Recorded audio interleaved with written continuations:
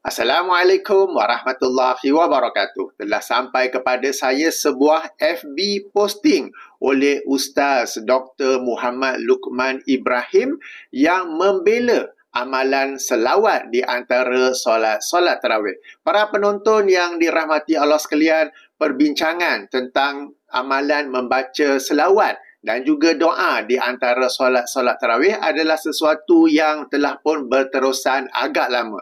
Namun sehingga kini, pihak yang membela amalan tersebut tidak dapat mengemukakan hujah yang kukuh bagi mewajarkan, bagi menjustifikasikan amalan tersebut.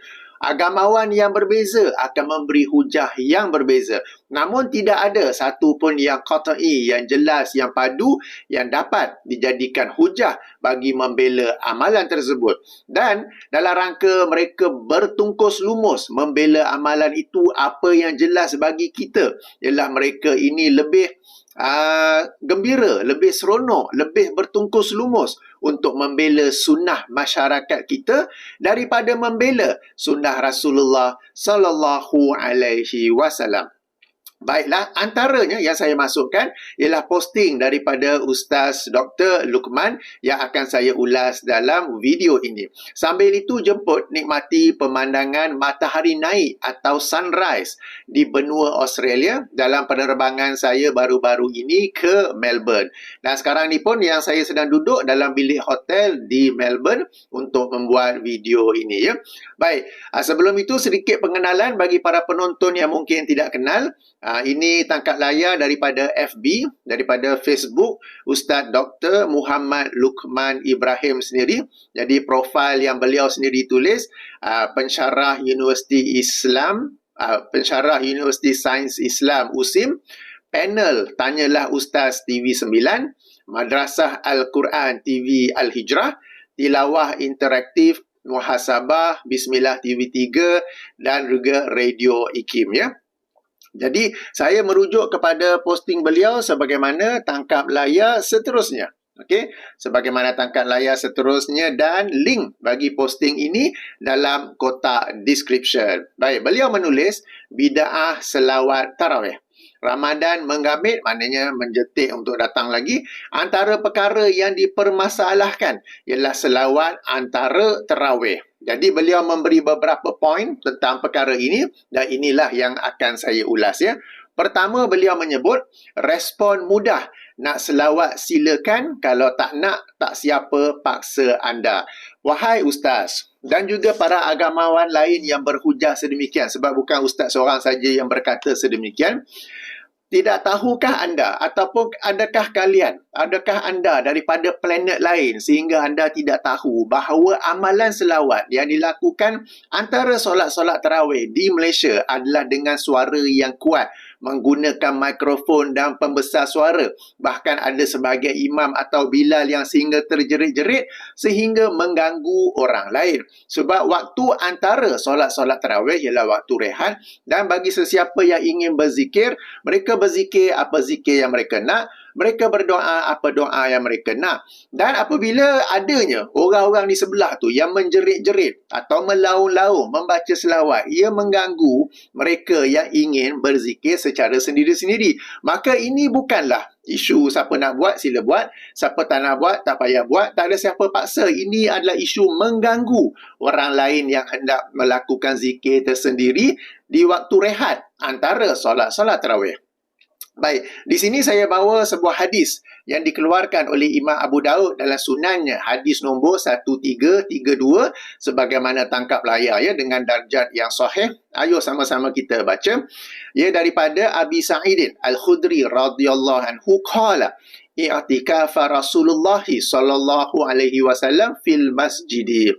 Rasulullah sallallahu alaihi wasallam beriktikaf dalam masjid.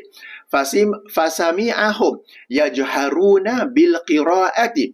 Maka baginda mendengar mereka ini menguatkan suara dengan qiraat, membaca Al-Quran. Baca Al-Quran satu amalan yang bagus, satu ibadah yang bagus. Dan baginda dengar mereka menguatkan suara. Jahar ini cakap kuat tanpa bantuan mikrofon, tanpa bantuan alat pembesar suara.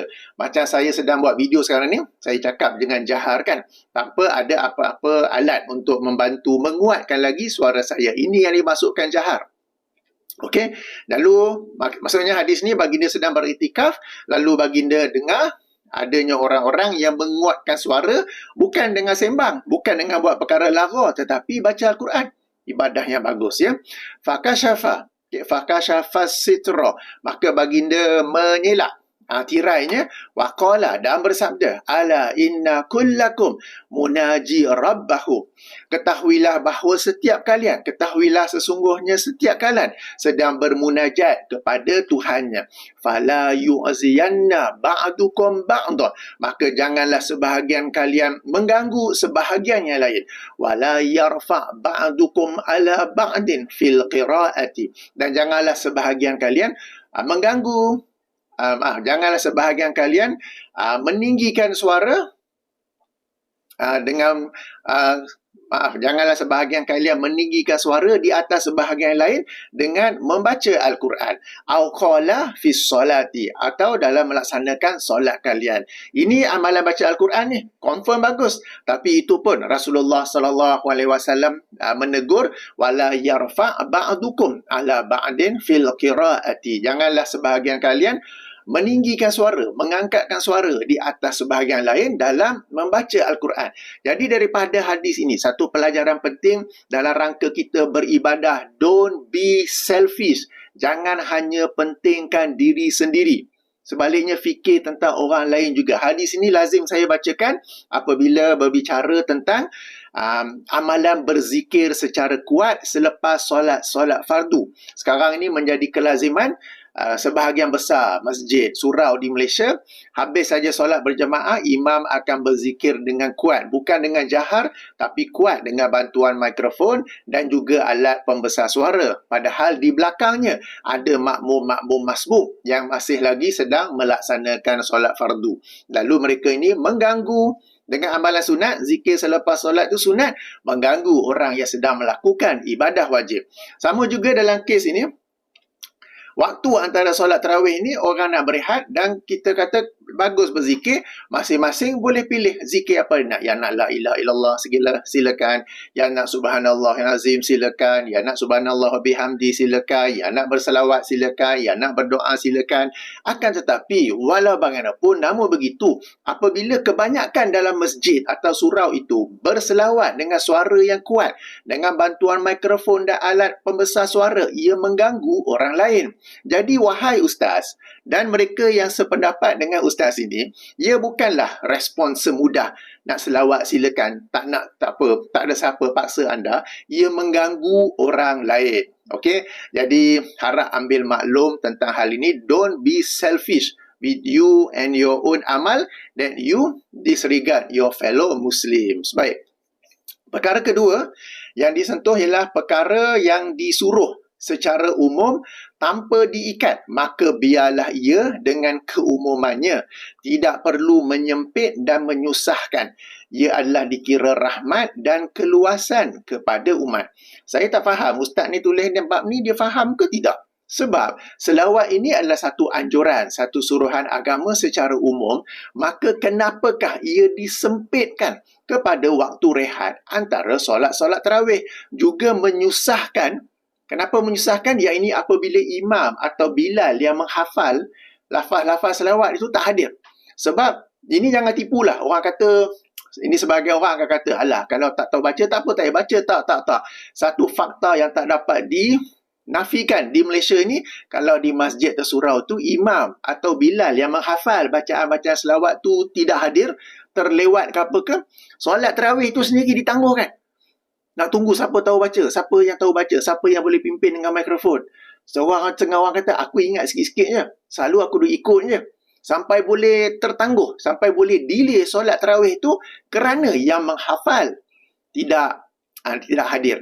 Yang lain pula, okey, kejap, kita cari dalam Google. Okey, ada. Okey, saya boleh baca. Okey, jadi betul seperti yang ustaz kata, perkara ni umum, jadi jangan disempitkan. Memang inilah yang kami selalu tekankan, kenapa selawat itu disempitkan kepada waktu rehat di antara solat-solat tarawih, dan ia memang benar-benar menyusahkan.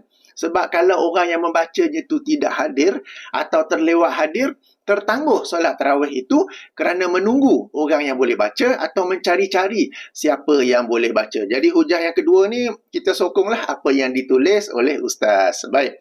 Poin yang ketiga. Yang ini serius. Sangat serius tuan-tuan dan puan-puan. Pay attention. Beri perhatian. Okey, orang-orang agama adalah mereka yang kita sepatutnya beri tanggungjawab untuk menyampaikan yang hak dalam agama. Tetapi mereka inilah menyampaikan yang nak sebut dusta tak baik pula. Tapi ini adalah hujah yang lazim di kalangan para pencinta bid'ah, di kalangan ahlul bid'ah wal jamaah. Mereka kerap kali mengemukakan hujah yang sama dan mereka berdusta di atas nama Al-Hafiz Ibnu Hajar Al-Asqalani rahimahullah. Okey, tak apa. Itu mukadimah ya. Kita baca dulu poin ketiga yang dikemukakan oleh ustaz. Okay, kata Imam Ibnu Hajar Asqalani harus mengkhususkan amalan tertentu pada hari tertentu dan berterusan melakukannya. Dalam kurungan rujukannya Fathul Bari Syarah Al-Bukhari jilid 3 muka surat 69. Okey, ayo sama-sama kita buka rujukan ni ya. Jadi, tangkap layar yang saya siarkan sekarang ini ialah dari kitab Fathul Bari. Nampak tak judul kitab kecil kat atas tu? Okey, Fathul Bari Bisyarah Al-Bukhari, Bisyarahil Al-Bukhari, edisi Maktabah Syamilah, sama juga jilid 3 muka surat 69. Ia adalah syarah bagi hadis-hadis di mana Rasulullah sallallahu alaihi wasallam berjalan ataupun menaiki kenderaan, bukanlah kenderaan, tunggangan, haiwan tunggangan ya, unta atau kuda untuk pergi solat 2 rakaat di Masjid Quba. Okey, pada setiap hari Sabtu, dan baginda berterusan melakukannya. Hadis-hadisnya sahih dan ia memang ada dalam Fathul Bari. Jadi rujukan saya sekarang ni sama dengan rujukan yang ustaz sebut, jilid 3 muka surat 69. Setelah mengemukakan hadis-hadis tersebut di jilid 3 muka surat 69, bawah sekali. Ini tangkap layar yang saya kemukakan. Kita sama-sama kita baca yang mula dari yang saya warnakan biru tu, yang saya select biru tu ya. Okey. Sudah dapat tangkap? Okey, bagi yang tak tahu bahasa Arab, jadikanlah ini peluang untuk anda belajar bahasa Arab supaya tidak kena tipu siang-siang hari dengan orang yang sepatutnya menyampaikan kebenaran kepada kita. Baik, ayo kita baca. Wa fi hazal hadisi ala ikhtilafi turuqihi dalalatun ala jawazi takhsisi ba'dil ayyami bi ba'dil a'malis salihati wal mudawamati ala zalika.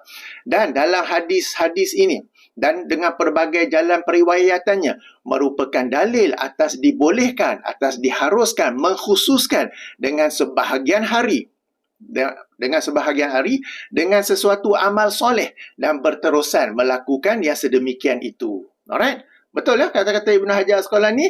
Hadis-hadis ini dengan pelbagai jalan periwayatannya menjadi dalil atas jawaz, dibolehkan, diharuskan, takhsis, mengkhususkan, ba'dil ayyam, sebahagian hari, bi ba'dil a'malis salihat, dengan sebahagian amal soleh, wal mudawamati ala zalika, dan berterusan melakukannya.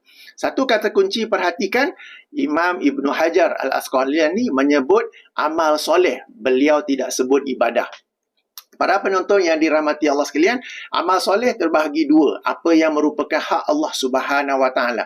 Yang ini ibadah kita kepada Allah. Seperti wudu, solat, puasa, umrah, haji, zikir, cara-cara berdoa. Itu semua hendaklah kita ikut daripada Al-Quran dan As-Sunnah. Jangan tokoh tambah, jangan adjust, jangan edit.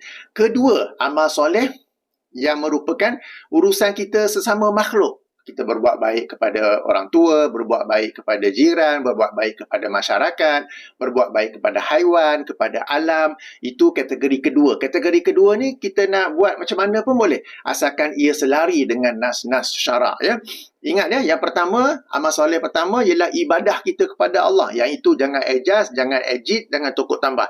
Kita cuba sedaya upaya untuk ikut apa yang diajar ataupun dicontohkan oleh Rasulullah sallallahu alaihi wasallam. Kedua, amal soleh yang merupakan amalan kita kepada sesama makhluk. kepada alam, kepada haiwan. Yang ini kita boleh adjust apa dan ia tidak masuk dalam arti kata bid'ah. Sebagai contoh, kalau kita nak bawa ibu bapa kita pergi makan, nak bawa pergi makan KFC. KFC ni restoran Muslim kan? Ataupun syarikat milik Muslim.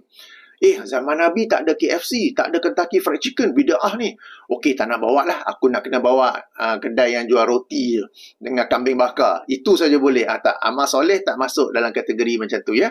Contoh lain, seseorang itu ingin tolong-tolong bersihkan surau, dia guna vacuum cleaner. Zaman Nabi tak ada vacuum cleaner. Bukan ya. Jadi amal soleh ini bezakan, ada dua kategori amal soleh. Baik. Jadi perhatikan Ibnu Hajar Al-Asqalani tidak menyebut ibadah tapi menyebut amal soleh. Kenapakah sedemikian? Nanti saya jelaskan. Kita sambung baca dulu ya. Okey. Wal mudawamati ala zalika wa fihi anna nahya an shaddir rihali li ghairil masjidis salasi laisa ala tahrim. Okey, dan dalam hadis ini terdapat petunjuk bahawasanya larangan untuk tidak bersusah payah bermusafir ke selain 3 masjid, ia bukanlah satu larangan yang membawa hukum haram. Okey, nampak ada nota kaki 1 di situ. Yang itu ada penjelasan oleh pentahqiq kitab, yakni Syekh Abdul Aziz bin Baz rahimahullah, yang berkata dalam hal ini perlu disemak lanjut ya. Jadi ini adalah topik yang berbeza, saya tak akan sentuh di sini. Saya alhamdulillah ada video berasingan tentangnya. Okey, sila rujuk di situ ya. Video itu saya jawab Ustaz Engku Ahmad Fazil tentang fatwa Ibnu Taimiyah tentang larangan bermusafir melebihi larangan bermusafir ke selain 3 masjid, Masjidil Haram, Masjid Nabawi dan Masjid Al-Aqsa ya. Video tu panjang, sejam lebih. Tak apa, boleh adjust playback speed supaya laju sikit. Sebab saya cakap memang slow supaya semua orang boleh faham. Bagi yang laju faham, boleh adjust playback speed. Okey, likau ni, sambung ya. Likau ni, sambung muka surat seterusnya. Likaunin Nabi sallallahu alaihi wasallam kana ya'ti masjidah Quba'in raqiban. Kerana ataupun disebabkan Nabi sallallahu alaihi wasallam mendatangi Masjid Quba dengan menaiki haiwan tunggangan. Jadi Ibnu Hajar menjelaskan larangan itu bagi beliau, bagi pendapat beliau, bukanlah larangan yang membawa hukum haram, disebabkan Nabi SAW pernah mendatangi Masjid Quba dengan menaiki haiwan tunggangan. Okey, yang ini perbincangan yang lain, kita letak tepi dulu ya. Kita nak fokus apakah yang dimaksudkan oleh Ibnu Hajar Asqalani bahawa boleh mengkhususkan sesuatu hari untuk sesuatu amal soleh. Okey, kita sambung baca.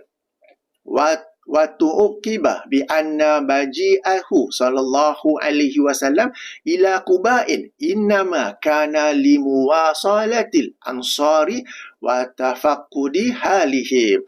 Dan sebab Nabi sallallahu alaihi wasallam mendatangi kepada ataupun pergi ke Masjid Quba tidak lain ya, innama tidak lain adalah kerana untuk menghubungkan silaturahim dengan kaum Ansar dan bertanyakan hal ehwal mereka. Wahali man ta'akhkhara minhum an huduril jumu'ati ma'ahu, dan juga bertanya sebahagian daripada mereka yang tidak ikut serta, yang tidak hadir serta solat Jumaat bersama baginda. Maksudnya di sini Sabtu kan, baginda pergi ke Masjid Quba hari Sabtu. Hari Jumaat ada solat Jumaat dan kebanyakan Muslim di sekeliling Madinah akan datang solat Jumaat di Masjid Nabi. Tetapi penduduk Quba sebahagian pergi ke Masjid Nabi, sebahagian lagi tidak. Mereka solat di Masjid Quba. Maka hari esoknya Jumaat, hari esoknya Sabtu, Nabi SAW pergi ke Masjid Quba untuk bertanyakan, untuk menghubungkan silaturahim dengan kaum Ansar di sana dan juga bertanya khabar tentang mereka yang tidak ikut serta, yang tidak hadir sama solat Jumaat bersama baginda di Masjid Nabawi di Madinah. Okey, ini bukan penjelasan saya, ini penjelasan Al-Hafiz Ibnu Hajar Al-Asqalani. Okey, baik. Ayat terakhir tu sangat penting. Wa hadza huwa sirru fi takhsisi zalika bis-sabti. Dan inilah rahsia dikhususkan yang sedemikian itu pada hari Sabtu. Okey, sekarang ni Apakah yang mula-mula tadi kita bacakan? Ibnu Hajar Al-Asqalani berkata, berdasarkan hadis-hadis ini, dalil harusnya dibolehkannya mengkhususkan sesuatu hari dengan sesuatu amal soleh dan berterusan melakukannya. Tadi saya dah katakan, amal soleh itu boleh jadi ibadah, boleh jadi berbuat baik kepada orang ramai. Penjelasan seterusnya tu, apakah amal soleh yang dikhususkan oleh Rasulullah SAW? Baginda mengkhususkan hari Sabtu untuk pergi bertanya kepada warga Quba, sebahagiannya kaum Ansar, sebahagiannya memang warga Quba, yang mana mereka ini tidak hadir bersama baginda untuk solat Jumaat bersama pada hari sebelumnya.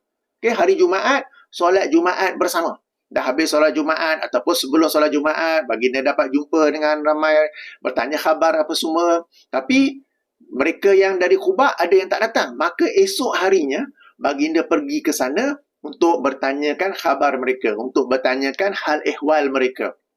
Dan inilah sebabnya baginda mengkhususkan hari Sabtu, yang ini untuk pergi bertanyakan hal ehwal mereka. Wa hadza huwa sirru fi takhsisi zalika bisabti.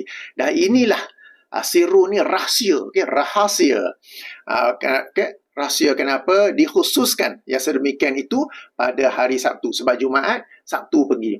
Dia, bila saya sebut macam amal soleh, macam ni lah. Kita di sini hari Isnin hingga Jumaat kita bekerja kan. Hari Isnin, Jumaat kita bekerja. Sabtu dan Ahad baru free. Atau di sebahagian negeri, Jumaat dan Sabtu baru free. Maka ada di kalangan kita yang mengkhususkan hari Jumaat atau Sabtu, sebab itu hari free, untuk pergi ziarah ibu bapa, tanya apa khabar ke apa, katakanlah kampung tak berapa jauh, maka dikhususkan hari itu.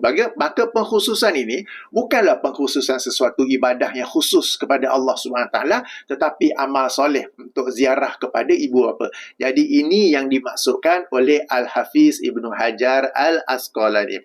Para penonton yang dirahmati Allah, saya bukan baca pendapat peribadi saya bukan kelentong, saya telah paparkan teks Arab yang jelas untuk semua orang baca, dan jelas bahawa yang dimasukkan oleh Al-Hafiz Ibnu Hajar Al-Asqalani rahimahullah tentang bolehnya mengkhususkan sesuatu hari dengan sesuatu amal soleh, merujuk kepada amal soleh yang menjadi urusan sesama manusia.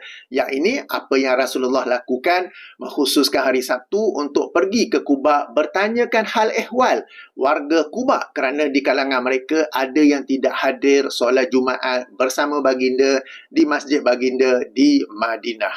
Alright. Jadi ini bagi saya sesuatu yang serius, dan saya maklumkan sekali lagi, bukan Ustaz Dr. Luqman saja, tapi saya maklum banyak lagi ustaz-ustaz lain di kalangan para pencinta bid'ah, dari kalangan ahlul bid'ah wal jamaah. Para pencinta bid'ah ni bukan satu celaan ya, bukan satu aib, tapi mereka memang mencintai bid'ah dan mereka membuktikannya dengan mengamalkannya, dengan membelanya, dengan berhujah tentangnya, dan mereka ini berjemaah. Sebab kita tengok masing-masing mengemukakan hujah yang sama ini. Jadi ini bukan satu celaan ya.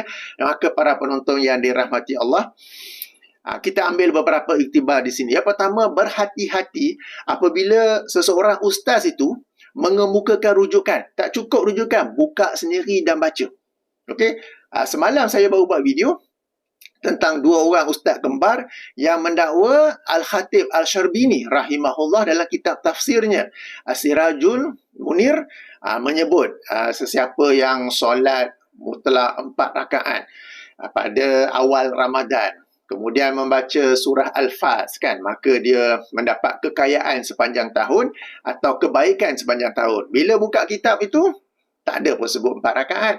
Bila buka kitab tu, tak ada pun sebut kekayaan atau kebaikan. Yang ada ialah dipelihara sepanjang tahun kan. So, berhati-hati dengan orang agama. Orang agama ni sepatutnya jujur, amanah, menerangkan yang hak supaya kita orang awam boleh merujuk kepada mereka, boleh menjadikan mereka sebagai rujukan. Akan tetapi walau bagaimanapun, namun begitu, sebagaimana yang telah saya buktikan dalam banyak video-video react saya, ia tidaklah semestinya sedemikian ya.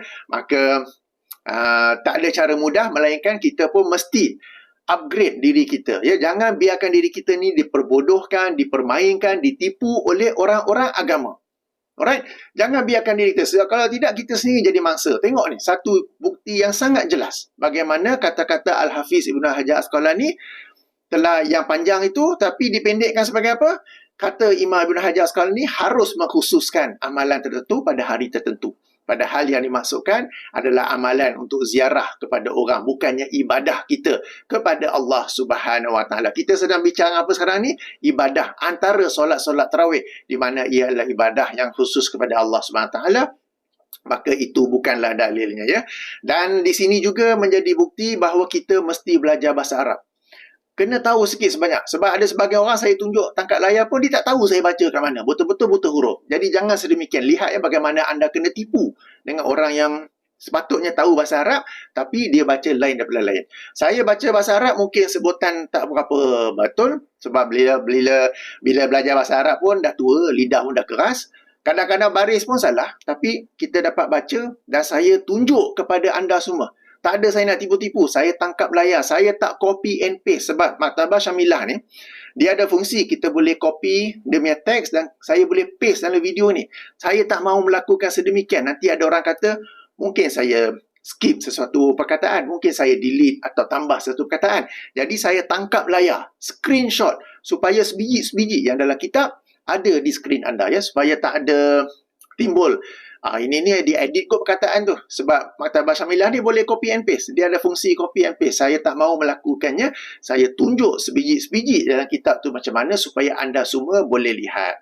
Kemudian di sini juga kita dapat belajar, ya. Kami yang Salafi ni selalu dikatakan, dituduh kononnya tak nak merujuk kepada para ulama.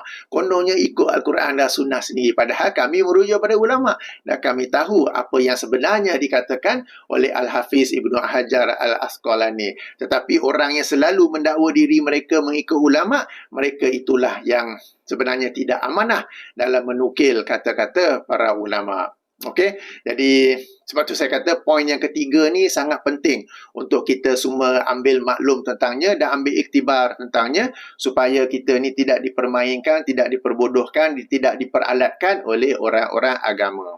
Dan sekali lagi saya tegaskan, ini bukan khusus kepada seorang ustaz, tapi saya maklum banyak ustaz-ustaz lain juga yang berhujah dengan kisah Nabi SAW yang pergi ke Quba solat 2 rakaat. Solat tu solat tahiyatul masjid lah sebab majlis Quba. Tapi yang baginda khususkan pada hari Sabtu, yang Ibnu Hajar kata boleh mengkhususkan pada hari tertentu, bukanlah untuk ibadah, tetapi untuk bertanya hal ehwal warga Quba. Okey, baik. Kita ke poin seterusnya. Yang keempat, ya. Jadi Ustaz menulis, berkata Imam Malik rahimahullah, solat tarawih di Madinah 36 rakaat kerana berharap mendapat pahala yang banyak, sedang penduduk Mekah tawaf setiap 4 rakaat tarawih. Rujukan Al-Mawsu'ah Al-Fiqhiyah Al-Kuwaitiyah jilid 1 muka surat 475. Yang ini maklum, ya. Kemudian dalam kurungan lagi, tawaf antara tarawih tidak diajar oleh Nabi SAW, tetapi mereka tidak mempermasalahkannya kerana ia ibadat yang tidak diikat. Okey, baik. Para penonton yang dirahmati Allah, pada malam Ramadan apakah yang dianjurkan oleh Rasulullah SAW? Ini hadis yang semua orang maklum pada bulan Ramadan, tapi tak apa kita baca sebagaimana ditangkap layar, ya. Hadis ini dikeluarkan oleh Imam Al-Bukhari dan Muslim. Tangkap layar ini adalah dari Sahih Al-Bukhari, hadis nombor 37 daripada Abu Hurairah radhiyallahu anhu, anna Rasulullah sallallahu alaihi wasallam qala, man qama ramadana imanan wa ihtisaban ghufira lahu ma taqaddama min zanbihi. Sesiapa yang qama Ramadan ni maksudnya menghidupkan malam Ramadan kerana iman dan mengharapkan pahala, diampunkan baginya dosa-dosanya yang telah lalu. Fokus kita adalah pada perkataan qama Ramadan. Dari sudut bahasa ialah menghidupkan malam Ramadan, dari sudut istilah menghidupkan malam Ramadan dengan ibadah.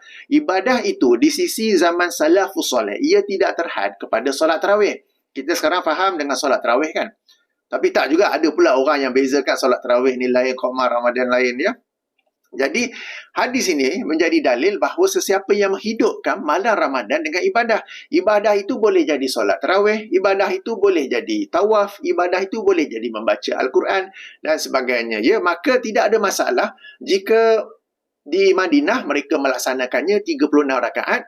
Tidak ada masalah kerana tidak ada masalah jika warga Mekah melakukan tawaf kemudian solat tarawih dan tawaf di antara solat tarawih. Tidak ada masalah sebab semua itu masuk dalam erti kata qoma Ramadan, menghidupkan malam Ramadan dengan ibadah. Jadi ustaz ni kata tawaf antara tarawih tidak diajar oleh Nabi. No, no, no.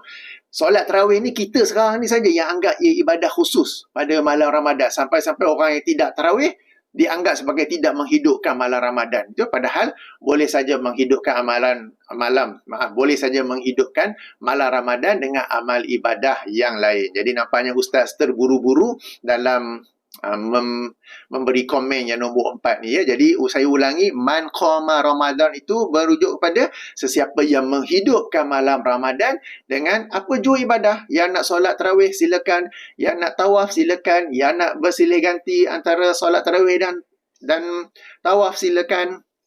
Okey, sekarang ni mungkin ada tanya, habis tu nak selawat boleh ke tak? Selawat tak ada masalah. Yang masalahnya anda mengkhususkan selawat tersebut. Tak ada bacaan lain yang dibolehkan antara solat-solat tarawih di Malaysia. Tak percaya, cuba anda pergi jumpa AJK Masjid. Malam ni kita tak payah ni lah. Tak payah kita baca selawat, kita baca surah Al-Fatihah. Antara solat-solat tarawih tu 3 kali. Tak boleh, kena baca selawat. Mana boleh buat macam tu? Kan? Okeylah, malam esok pula kita baca la ilaha illallah. Afdalu zikir la ilaha illallah. Sebaik-baik zikir la ilaha illallah. Tak boleh. Mereka nak tarawih juga. Okey. Baik. Poin yang kelima yang mereka permasalahkan itu adalah perkara di luar solat. Sama ada bida'ah atau tidak. Saya rasa yang tulis ni bukan ustaz kot, anak murid dia kot yang sedang buat matrikulasi. Okey, seorang ustaz yang ada title doktor tak akan berhujah sedemikian ya. Okey, para penonton yang dirahmati Allah. Apabila Rasulullah sallallahu alaihi wasallam melarang bid'ah, ia tidaklah terhad kepada amalan-amalan yang berkaitan dalam solat saja. Ia juga berlaku kepada perkara yang di luar solat. Saya ulangi, larangan bid'ah ataupun apabila Rasulullah sallallahu alaihi wasallam melarang kita daripada membuat bid'ah, ia tidak terhad kepada menukuk tambah sesuatu bacaan ataupun cara dalam melaksanakan solat. Ia juga melibatkan sesuatu yang di luar solat ataupun tak ada kaitan dengan solat langsung, maka tak timbul isu sama ada ia di luar solat atau di dalam solat. Itu yang pertama. Yang kedua, bacaan selawat yang diamalkan di Malaysia, ia tidak diamalkan pada mana-mana ketika lain, pada mana-mana hari lain, kecuali dalam bulan Ramadan, dalam solat tarawih, antara solat-solat tarawih. Bacaan yang sama tu tidak dilakukan pada bila-bila masa lain. Katakan dalam bulan Ramadan, sekarang di Melbourne baru masuk Zuhur. Okay, lepas solat Zuhur, saya solat Zuhur, lepas tu baca selawat tu. Tak ada. Ia tidak diamalkan pada bila-bila masa, pada bila-bila hari, pada mana-mana ibadah kecuali solat tarawih. Maka ia telah menjadi sebahagian dari package solat tarawih. Jadi it is a whole package di mana ada solat tarawih, ada bacaan tu. Kalau bacaan tu tak ada, solat tarawih dianggap tidak sempurna, tidak betul. Atau macam saya kata, kalau yang menghafalnya pun tak hadir, solat tarawih kena delay kejap, macam flight delay, kena delay kejap supaya orang yang mari tu ataupun yang hafal akan datang melakukannya ya. Jadi baik di luar ataupun di dalam solat, bacaan selawat itu telah menjadi package sehingga ia dianggap sebagai sebahagian daripada solat. Para penonton jangan tipu diri sendiri dengan berkata, taklah, siapa nak baca-bacalah, siapa tak nak baca tak. Jangan tipu diri sendiri. Kalau anda tak percaya, malam ni di Malaysia nanti anda cakap dengan imam AJK Masjid ke apa, kita baca yang lain-lain malam ni. Atau malam ni kita senyap saja, tak payah baca apa-apa. Malam esok baru baca. Malam ni kita senyap je lah. Cuba try tengok. Mesti tak boleh punya. Okey? Garanti tak boleh. Okey. Baik. Alright. Itu yang kelima. Yang keenam. Okey, yang keenam. Sekarang kita pula bertanya, doa khatam Al-Quran dalam solat witir, di mana nasnya? Sejak bila Rasulullah sallallahu alaihi wasallam melakukan demikian? Sejak bila sahabat berbuat demikian? Ini mereka dalam ibadat. Kalau ianya bagus, tentu tak sempat kita lakukan. Salaf sudah buat terlebih dahulu. Jadi ini Ustaz merujuk kepada amalan membaca doa khatam Al-Quran di malam alam terakhir bulan Ramadan di Masjidil Haram. Okey, baik dalam solat tarawih rakaat terakhir ataupun solat witir rakaat terakhir. Jadi mana nasnya? Okey, dalam hal ini saya bawa rujukan daripada islamweb.net. Okey, ada versi Arab, ada versi English. Yang Arab tu lagi detail, lagi panjang. Link saya bagi dalam kotak description. Untuk mudahkan semua, saya bacakan yang Inggeris. Nak saya baca Inggeris ke saya terjemah? Tak apalah, saya terjemah untuk manfaat semuanya. Jadi islamweb.net, ini edisi bahasa Inggeris. Yang lebih ringkas, yang lebih detail, lagi panjang. Edisi bahasa Arab, link dalam kotak description. Baik, question, soalan. Kenapakah amalan membaca doa yang panjang setelah khatam Al-Quran ketika solat tarawih pada malam 27 Ramadan dikatakan sebagai bid'ah? Ini diamalkan di kebanyakan masjid di dunia, termasuklah Masjidil Haram dan juga masjid-masjid Salafi. Okey, jadi itu soalan yang dikemukakan. Saya terjemah secara mudah ya. Okey, jawapan. Takat layar seterusnya, jawapan. Segala puji bagi Allah, Tuhan sekalian alam, dan selawat dan salam ke atas Rasulullah sallallahu alaihi wasallam dan juga para sahabat dan ahli keluarganya. Okey, fatwa ni, majlis ataupun artikel ni menjawab, kami tidak mengetahui adanya hadis sahih yang menjadi dalil adanya doa dalam solat setelah khatam pembacaan Al-Quran. Tidak ada dalil daripada hadis sahih. Diriwayatkan bahawa Anas bin Malik radhiyallahu anhu, seorang sahabat, bahawa dia menghimpun keluarganya, ahli keluarganya, apabila beliau khatam membaca Al-Quran dan berdoa. Akan tetapi ia dilakukan di luar solat dan bukannya di dalam solat. Sebahagian ulama berpandangan ianya dibolehkan. Antaranya ialah Imam Ahmad bin Hanbal. Di Masjidil Haram mereka bermazhab apa? Mazhab Hanbali kan? Okey. Hanbal say, ataupun lebih tepat Abdullah bin Ahmad bin Hanbal, anak dia berkata, I heard Imam Ahmad say, saya mendengar Imam Ahmad berkata, apabila anda khatam membaca Al-Quran ataupun surah terakhir daripada Al-Quran, angkatlah tangan untuk berdoa sebelum rukuk. Kemudian Imam Ahmad ditanya tentang sokongan terhadap pendapatnya ini. Lalu beliau menjawab, aku melihat sebahagian penduduk Mekah melakukannya dan Sufyan ibnu Uyainah juga melakukan yang sama bersama mereka. Imam Ahmad ni wafat 241 Hijrah. Jadi ini merupakan amalan sebahagian salafus salih. Al-Abbas ibnu Abdul Azim berkata, kami mendapati penduduk Basrah, Makkah dan sebahagian yang lain melakukannya, dan ia juga diriwayatkan daripada Uthman ibnu Affan radhiyallahu anhu. Maka sebahagian para ulama memandang ia likeable, mustahab, memandangkan ia telah diamalkan tanpa bantahan daripada umat Islam. Okey, tadi kita bacakan, salaf sudah tentu terlebih dahulu melakukannya. Okey, ada salaf melakukannya, cuma bukan semua, tetapi sebahagian salaf ada melakukannya. Okey, sambung seterusnya. Ada scholars, para ulama yang lain berpendapat tidaklah benar, tidaklah betul untuk melakukan yang sedemikian itu kerana tidak diriwayatkan daripada Rasulullah sallallahu alaihi wasallam maupun para sahabat baginda. Walau bagaimanapun, perkara ini dapat kita dapat bersikap tolerant terhadap perkara ini ya. This matter is tolerable. Syekh Ibn Uthaymin rahimahullah berkata, kita tidak sepatutnya memanggilnya satu bid'ah, memandangkan para ulama sunnah telah berbeza pendapat tentang hal ini. Walau bagaimanapun, kami, yakni para ahli panel di Islam Web tu ya, kami menarik perhatian para umat Islam ya, agar tidak memanjangkan doa, yakni doa khatam Al-Quran tu dalam solat tu tidak memanjangkannya supaya ia tidak menyukarkan orang ramai untuk mengikutinya, memandangkan Rasulullah sallallahu alaihi wasallam telah pun memerintahkan kita untuk menjadikan solat itu mudah untuk orang ramai. Demikianlah juga doa tidak patut dijadikan panjang supaya ia tidak membosankan orang ramai dan menyebabkan kesukaran kepada mereka. Ketahuilah bahawa hujah bagi agama ini ialah Al-Quran, hadis dan juga kesepakatan syariah. Itu tu dalil yang confirm. Yang ini ni kita kata ada khilaf. Jadi amalan oleh seseorang itu tidak boleh dijadikan sumber bagi agama ini.